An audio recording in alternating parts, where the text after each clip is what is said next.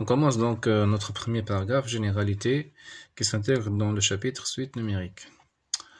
Donc on commence comme d'habitude avec une petite introduction. En fait, qui dit suite dit approximation. Donc historiquement, les mathématiciens s'intéressaient à connaître quelques constantes. Par exemple, on va prendre le nombre pi.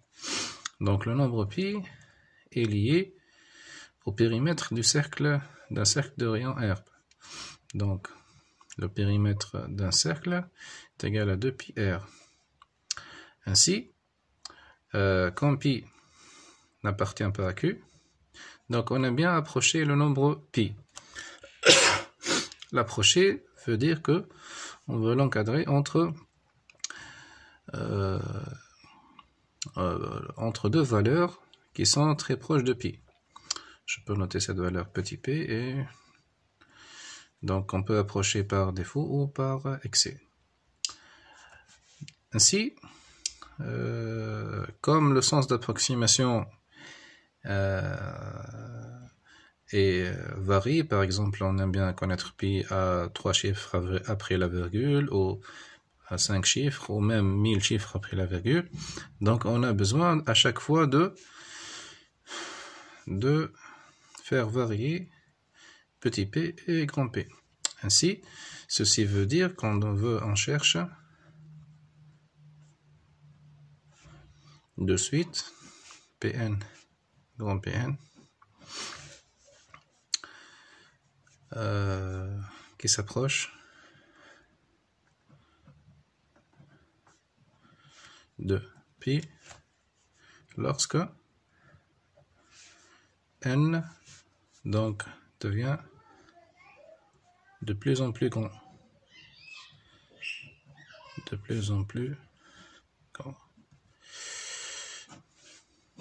En fait, ceci est la définition intuitive de limite. On veut que limite de Pn, lorsque n tend vers plus l'infini égale à pi, et limite de grand Pn, lorsque n tend vers plus l'infini est égal à pi aussi.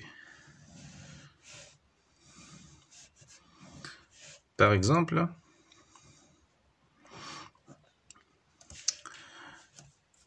Archimède, c'est un mathématicien donc grec, connu pour le principe de la poussée d'Archimède, en physique aussi. Il a utilisé la méthode des polygones.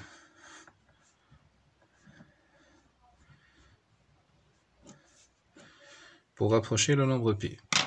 Cette méthode consiste donc à approcher le périmètre du cercle avec des polygones. En fait, les polygones, ils sont plus faciles pour le calcul du périmètre. Donc, par exemple, je vais prendre le carré. C'est un carré inscrit dans le cercle. Et il y a un grand carré qui est circonscrit au cercle. Ça, c'est grand P. Et ça, c'est petit p. Ainsi, ce carré contient donc un polygone. Il contient 4 côtés. Je vais l'appeler P4 et grand P4. Ainsi, chaque fois que j'obtiens un polygone avec plus de côtés, on s'approche plus du périmètre du cercle. Ainsi, Archimède a déterminé donc de suite qui sont reliés entre eux, donc P petit n et grand n par une relation de récurrence qui est la suivante. P de 2n, P de grand 2n est égal à petit pn, grand pn, divisé par pn plus grand pn. Et P de 2n est égal à P de n fois grand P de n. Ça c'est petit p, ça c'est grand P. Ainsi, ces deux suites sont reliées entre eux par une relation de récurrence et Archimède a pu donc en utilisant un polygone à 96 côtés, deux polygones inscrits circonscrits, à encadré pi entre 3 plus 1 septième et 3 plus 10 sur 71.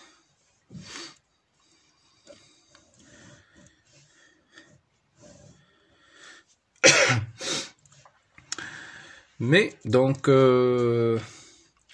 pour approcher d'un nombre, on a besoin d'écrire, de trouver une suite en général.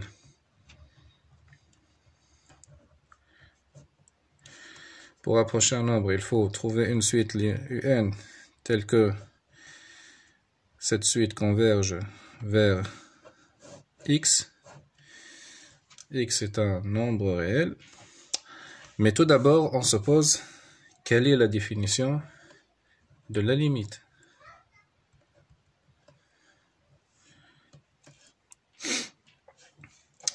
Donc, quelle est la définition de la limite?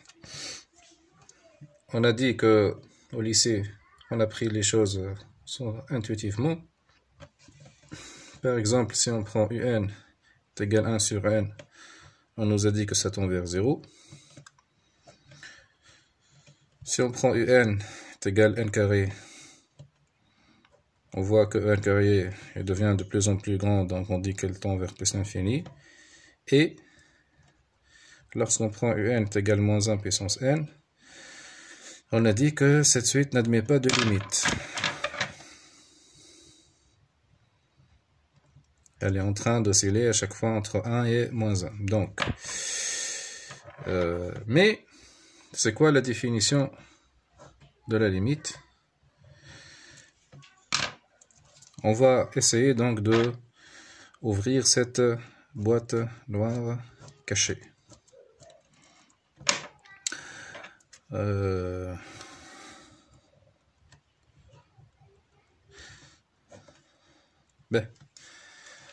Donc, c'est comme la notion de nombre.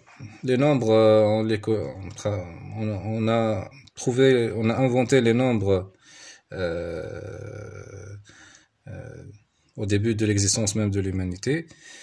Mais la définition ou la construction rigoureuse des nombres n'a été faite que à la fin du 19e siècle. De même, la notion de limite, on a travaillé avec cette notion intuitivement, les mathématiciens comme Archimède, Ptolémée, etc.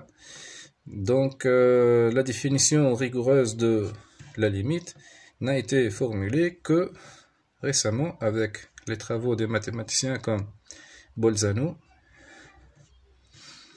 Weierstrass, Cauchy, Hein. Tous ces mathématiciens et bien d'autres ont contribué à donner un fondement rigoureux à la notion de limite. C'est une notion centrale, donc centrale en analyse. En fait, la notion de limite, il y a les limites des suites, qui c'est un cas particulier de la limite des fonctions, et cette notion est utilisée par exemple pour définition de la continuité pour des fonctions réelles, aussi la dérivabilité, qui sont des notions très importantes en analyse. D'accord.